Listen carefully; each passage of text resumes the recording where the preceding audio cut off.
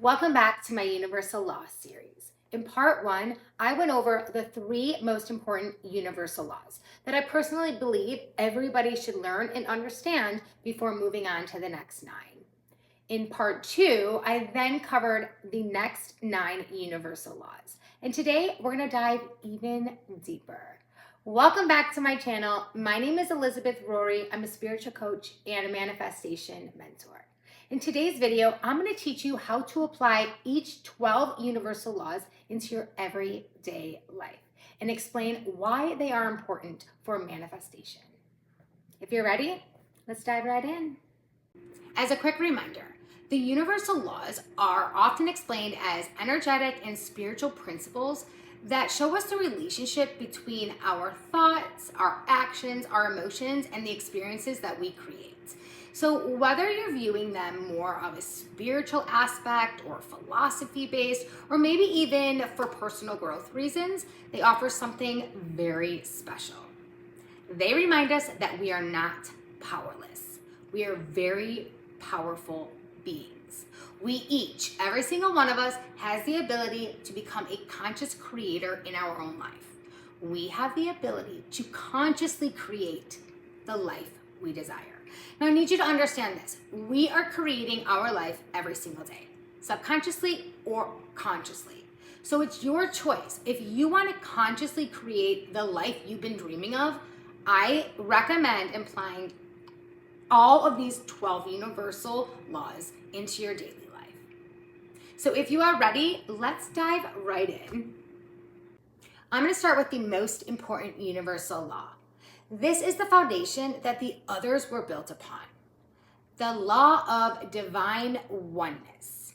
It teaches us that everything is connected. You are not separate from the world around you. You participate in it. You are an active player in this game of life. Your thoughts, emotions, words, energy, your actions all contribute to the collective experience of life. So let's think about it like this for a second. Have you ever walked into a room and immediately felt the energy without anybody even saying anything? Like, you can know who's feeling sad, or you feel like there's an argument happening, or maybe somebody's anxious in the room. Like, you can feel that. This happens to me all the time, and before I was able to learn how to protect my energy, it would affect me very strongly. And often I came off as cold or quiet or shy, which I'm really not any of those things at all.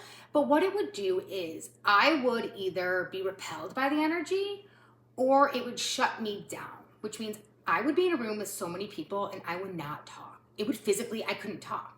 Like, I would sit there. I don't even, it was like, I'm better now, but it would be very off-putting for people. And especially myself too, I was like stuck with this energy, right? And it was because somebody in the room was either feeling anxious or was mad or whatever it was, their energy was repelling me, okay?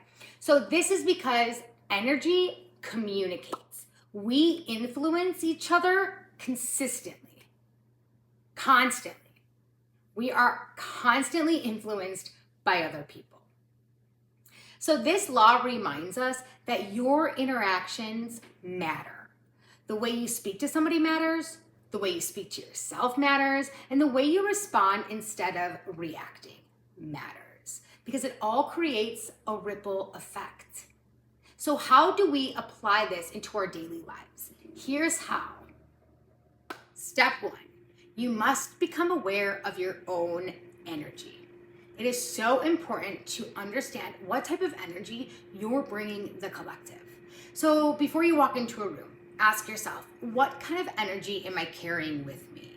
Is it love? Is it stressful energy? Is it anxious energy? Is it joyful energy? Being aware of your own energy is huge because this is exactly where transformation begins. Real quick, you guys, if this is confusing or you feel a little bit lost, I do suggest you go back and watch my first 2 videos of this series. It'll make this one seem a lot more understandable and it'll click quicker. Okay, step number 2, practice seeing yourself in somebody else. So this one's very important. Before you judge somebody, if you have to judge somebody, ask yourself, what experiences has this person gone through? You know, what this is going to do is maybe stop you from judging or make you realize that we're all human and we all go through struggles.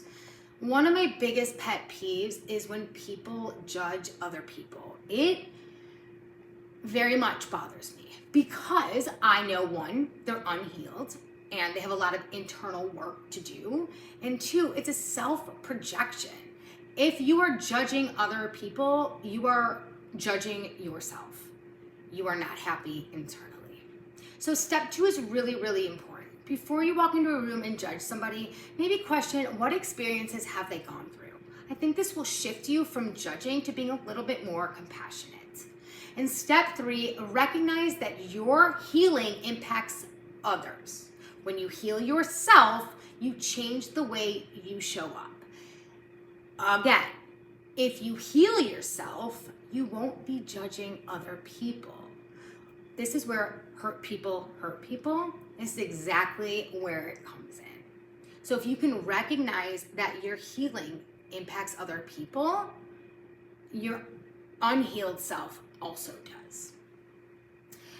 When you become more loving and patient, confident, accepting, peaceful, everybody else connects with you, right? You're gonna feel that. People are gonna be so magnetically driven to you because you're giving off this high vibrational frequencies. Your experiences will start to shift. You're gonna start to attract more abundant, joyful experiences in your life because your energy is speaking for itself, right? Remember, growth is not only for you. Your actions, your healing, all the above affects the entire collective, and it creates a ripple effect. Second most important universal law, the law of vibration. It teaches us that everything is energy and carries a specific frequency. Your thoughts carry energy, your emotions carry energy, and your beliefs influence your entire experience. So think about the difference between waking up feeling really grateful or defeated, right? So the circumstances may be the same, but your experience is completely different. Your internal state will affect what you notice, what you believe is possible, and the actions that you take. Again, we covered all of this in my first part video. This is one of the top 3 most important universal laws, the law of vibration. This is why changing your vibration is so important, and understanding that it's not about pretending that everything is perfect. It's about becoming aware and intentional about where your emotional state is often at and how you repeat the same emotional state. Remember, repetition creates habits. So how do we apply this into our everyday life? Here is how. Step 1, become aware of your most dominant emotion. Is it fear, stress, peace, gratitude, happiness, joy? What is it? Become aware of your emotions. Because remember, you guys, awareness gives you power. Step number 2, stop feeding emotions that keep you stuck. This does not mean ignore your negative emotions. We are blessed with feeling our emotions. Negative emotions provide information, right? So negative emotions allow us to like, this isn't for us, or this is for us. They provide something for us. They show us where something needs attention. But you do not have to build from a home from the inside. You do not have to consistently be carrying around these negative emotions. Become aware of them, identify them, and then we go to step 3. Intentionally raise your vibration. You must intentionally raise your vibration. So how do we raise our vibration? Put on a good song. Dancing is huge for higher vibrations, okay? Get outside. Go around people who have really good energy. Do something you love. It will raise your vibration. And again, I'm not saying you guys always need to be on high vibe all the time. It's impossible and it's just not gonna work. But I want you to be aware of your dominant and emotional thoughts. Daily practices that really help shift your vibration is gratitude. Journaling gratitude is so important and it raises your vibration immediately. Gratitude is so powerful. I write a gratitude journal. I have for years. I do it every single morning after my meditation. It is so powerful. It sets the tone for the day and you really do feel high vibing. And that's exciting. It's energy I'm gonna bring into the world. Another way is to meditate. Calm the mind. Meditation is one little step. A lot of people think, oh, I can never sit there and be quiet for 8 million minutes. That's not the point of meditation. It's just shutting down the mind and sitting in stillness. Duration does not matter. It's all about how deep you can get yourself to go. Another, like I said, is spending time with nature. Get outside. A lot of people just sit inside all day long. Get outside. Vitamin D is so important for us, not only for our physical, but for our mental state. Get outside. Fresh air is so powerful. Move in your body. Dance, dance, dance. Dancing is such a good way to move that energy. You could be in the lowest of the low, and if you start dancing, let me tell you, you'll be through the roof. It's one of the best ways to raise your vibration. Good music. Try it, let me know. And one of my favorite ones is helping other people. Now, helping other people really gives me this like internal spark. It's something I know is my purpose. I love it so much. So when I help other people, it really helps my vibration skyrocket. Step number 4 is become the person who already embodies what you desire. This is a really important step in the manifestation process. You must already become the person you want to be without having all the things you want that person to have. So you already want to embody what you desire. So ask, if I already have confidence, love, success, abundance, peace that I desire, how would I feel? How would I act? And then act that way. Those practices become habits and you become the greatest version of yourself. The next universal law is the third most important one. It is the law of correspondence, which is often described as within, so without, which means your outer world will reflect your inner state. For example, if somebody does not feel worthy, they're more likely to avoid opportunities or receive less love or self-sabotage, success, relationships, whatever it is. Not because they don't deserve these things, but because their internal beliefs are having a conflict with what they absolutely desire. Now, something really important to note is that your subconscious mind will always try to create experiences that match your internal beliefs. How do we incorporate this law into our everyday? Here's how. Step 1, you must look at your life like a mirror. Identify what patterns keep showing up in your life. Are you going through the same situations over and over and over again? We've all been through this before. If you're experiencing the same situation over and over again, it's because you are not doing anything differently. You are not learning the lesson that you are trying to be taught. Step number 2 is to identify the belief behind that pattern. We all have these limiting beliefs and they are creating this pattern in our life.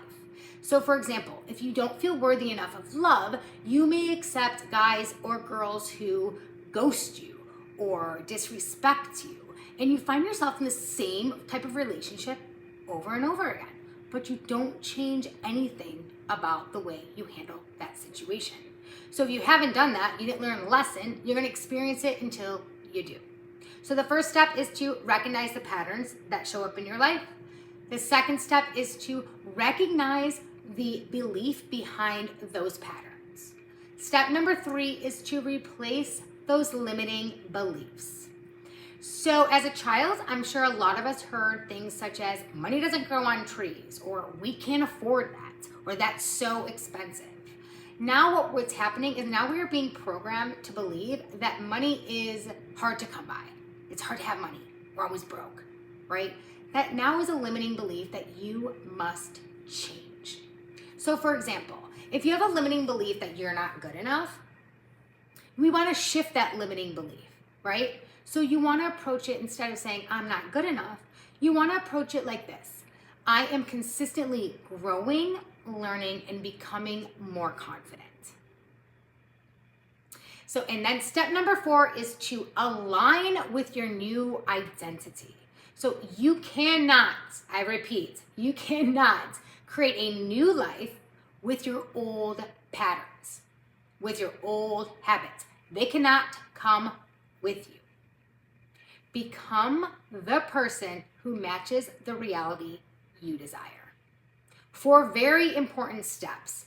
This next law is the most popular, yet the most misunderstood. The law of attraction. Now, people do believe that all you have to do to attract whatever it is that you want is to journal and visualize it and think happy thoughts, and all of a sudden you'll have this magical ending. Unfortunately, it does not work like that. There's so much more to the law of attraction. It's all about your relationship between your focus, beliefs, emotions, and actions. For example, let's say you just bought a brand new white car. Now, all of a sudden, you're seeing the same brand new white car everywhere. It's because that's where your attention is flowing to. Your attention goes where your energy flows. Okay?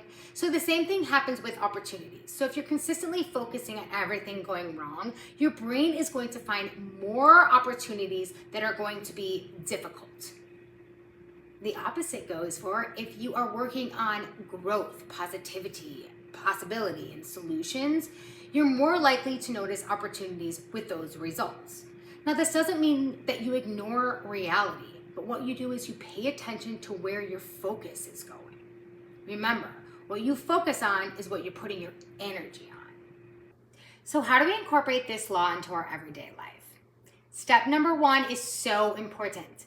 You must become very clear on whatever it is that you want.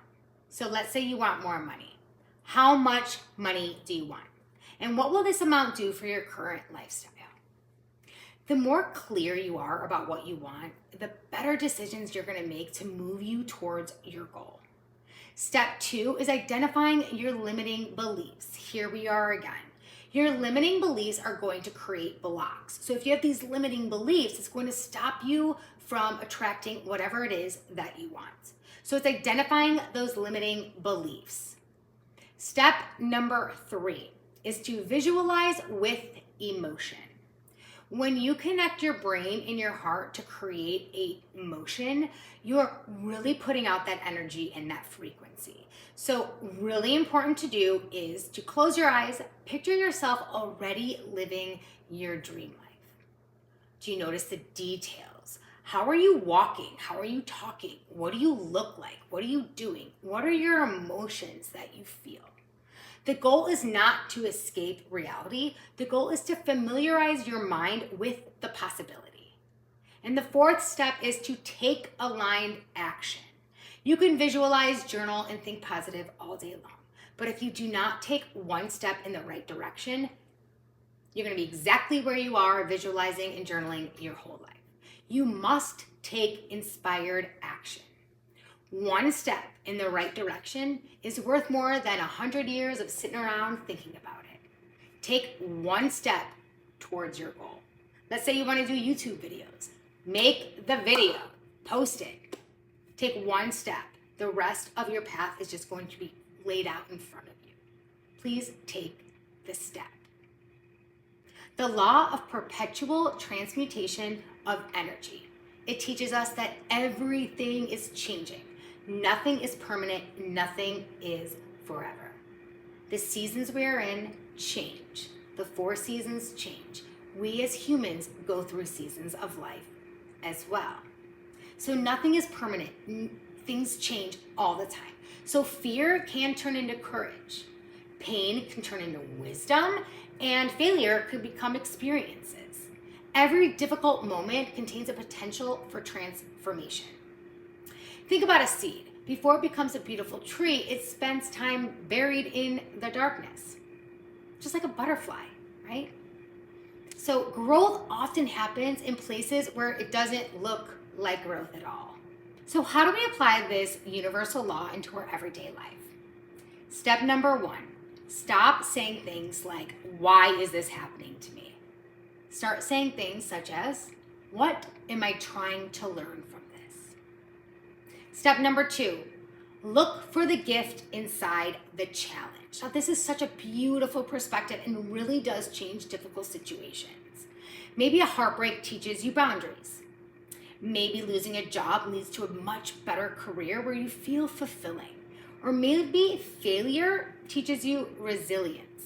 You need to learn every season that you are in. Step number 3, become intentional with your response.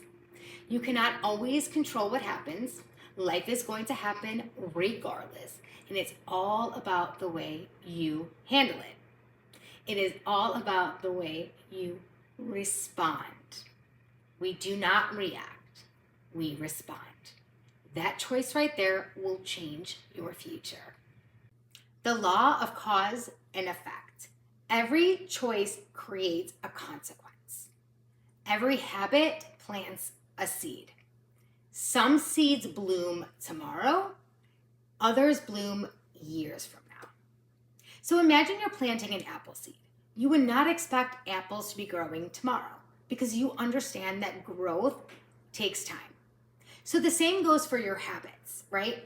Reading 10 pages a day, saving a little money each week, choosing healthier meals, speaking kind to yourself. These tiny, tiny habits compound over time, create such beautiful changes. Before making a big decision, ask yourself, if I repeated this decision every day for the next 5 years, where would it lead me? If the answer is exciting, keep going. But if it doesn't feel exciting, change directions. Remember, your future isn't created in one big decision. It's created with all those tiny little decisions you've made in the past. They create where you are right now.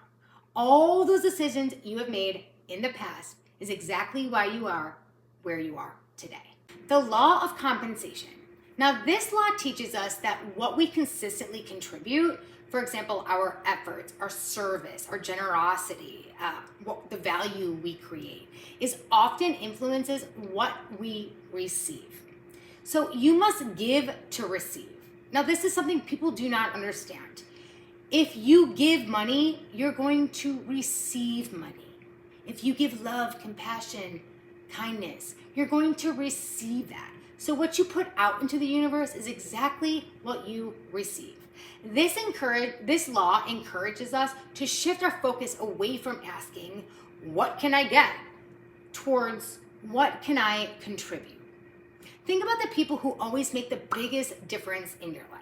Now, these people are the ones who usually listen deeply, they show up, they care, they solve problems, they make big impacts in people's lives. These people contribute to the collective. And in return, they receive the love, the joy, the support. Everything they're putting out into the universe is what they're actually receiving in return. So how do we incorporate this in our everyday life? Step 1 is to focus on becoming excellent at what you do, at your profession. So don't chase recognition, you chase mastery. You want to be the best at whatever it is you're practicing. Step number 2, give generously. Now this one's hard for people because they think money, money, money. I don't have money. How am I going to give money? That's not all it is. It's a service. So it's sharing your knowledge, encouraging others, supporting people without expecting anything in return. Do your part as a human being in the collective by being the best version of yourself. We do not expect things from other people, especially when you give. The law of polarity. So this law of polarity teaches us that everything has an opposite. Hot, cold, light, dark, joy, sadness, success, failure, courage, fear. Everything has an opposite. These opposites are not enemies, okay? They are part of the same spectrum. But without these experiences, the opposites, the sadness, we wouldn't really appreciate joy, right? So we need that balance. We need to feel sadness to understand and appreciate happiness. Without challenge, what would recognize your growth? How would we grow without being challenged? We wouldn't. So this law also reminds us that difficult seasons are not permanent. They exist alongside possibility of endless change. So how do we incorporate this into our everyday life? Step number 1, it's very important to understand and recognize that nothing is permanent. Your emotions change. If you're feeling discouraged today, do not assume that you're going to feel the same way tomorrow. Emotions change, your feelings change, circumstances change, you change. Step number 2, look for the opposite possibility. When fear shows up, ask, what's one courageous thing I can do today? When you feel stuck, ask, what's one small action that will create movement? You don't have to leap from fear to complete confidence, but making small steps will eventually get you there. Sometimes the next step is more than enough. The law of relativity. This law teaches us to stop comparing our journey to anyone else's. We are all on different paces, in different places, on different journeys. Stop comparing your life to everyone else's. This law reminds us that while our struggles are real, we have the power to choose how we interpret them. Think about 2 people who both lost their job. Now, one person sees it as the end of their entire career, and the other person sees it as a great opportunity to find a new position in the same career with a better team. So it's the same situation, same circumstances with different perspectives. Now, your perspective is going to shape your experience. If you change your perspective, everything changes. This law also reminds us to stop comparing ourselves to others. Now, social media has made this comparison even larger in the world. We often compare ourselves with somebody's highlights. I mentioned this in my previous video. We are all not going to share the lows of our life. What you see on people's social media is their highlights. Their life is not all cupcakes, rainbows, and glitter. Trust me, it is not. Stop comparing yourself to other people's journeys. You do not know the struggles that they don't share. You do not know the pain they are sitting in. And your journey is completely unique. It is not like anybody else's. So how can we incorporate this law into our life? Step number 1 is to stop, pause, before you label anything as bad. Before you label anything as bad, I want you to ask, what could this be teaching me? Could this be a setback, or is this actually protecting me? Is this a delay, or is it delayed to prep me?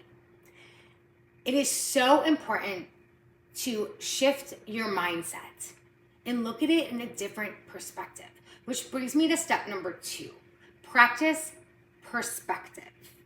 The next time something difficult happens, ask, what can I learn from this? Instead of, why is this happening to me? So we're shifting perspectives. Remember, you shift your perspective, you could change your entire life. Step number 3 is stop comparing timelines. You are not behind.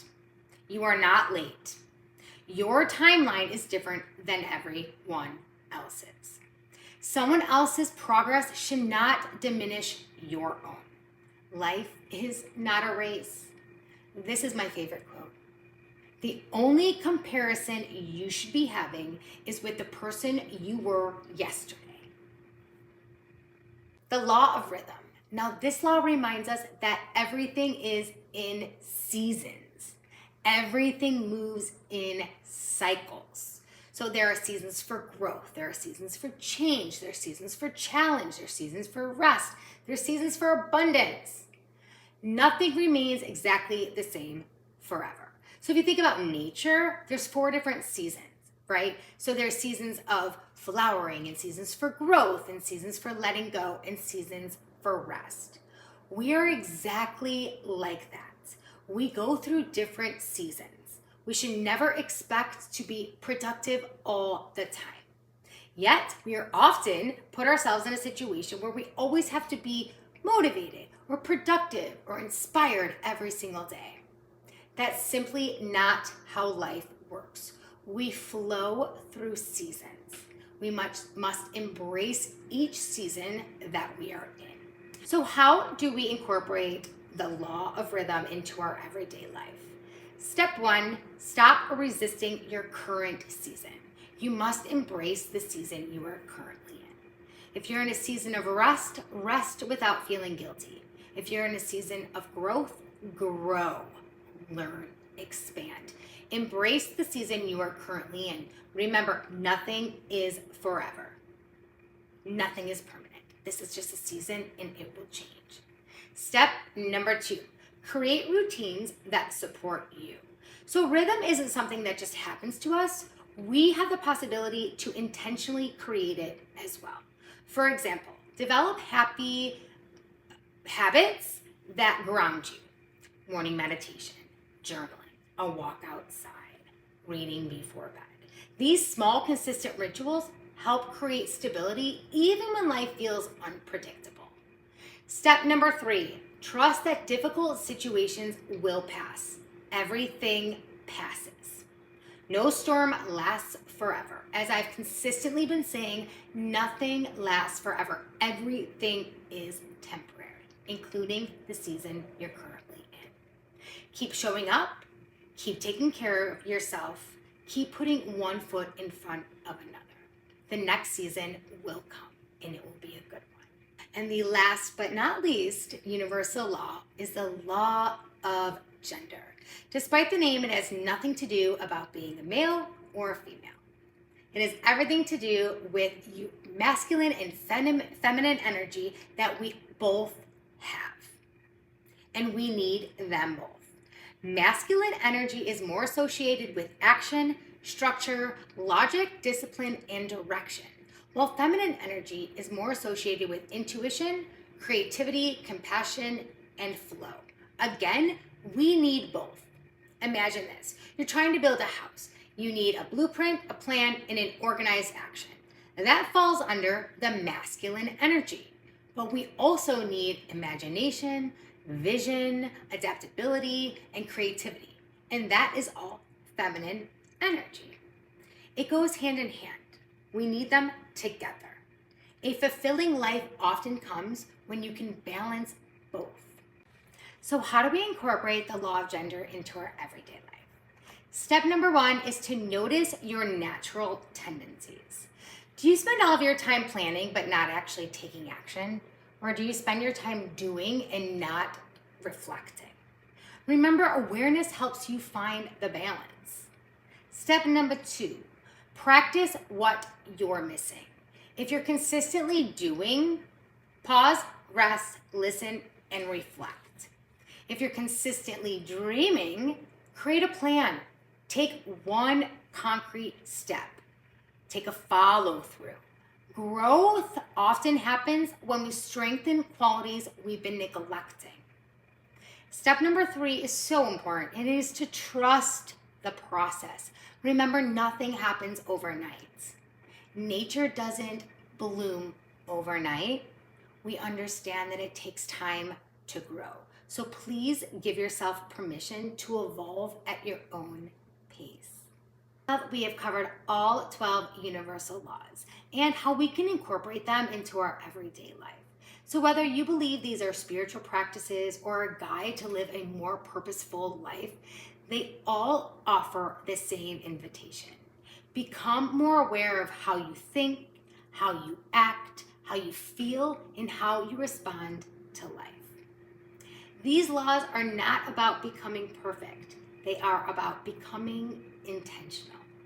So now that you know about all these 12 universal laws, I don't want you to jump into all of them. I want you to pick one or two and dive deeper into it. Maybe it's becoming more aware of your energy you bring into the room. Or maybe it's about taking inspired action. Or maybe it's about masculine, feminine energy. Whichever one it is, I want you to connect with that one and dive deeper into it. Practice one law consistency, notice a change, and then build from there. Remember, real transformation happens when you take small steps, not from one big moment. Small steps over time create incredible change. Thank you all so much. I truly appreciate you all for being here with me. If this video resonated with you, please like, subscribe, and share it with somebody who needs to hear it. Again, I appreciate you endlessly. Thank you so much for being here.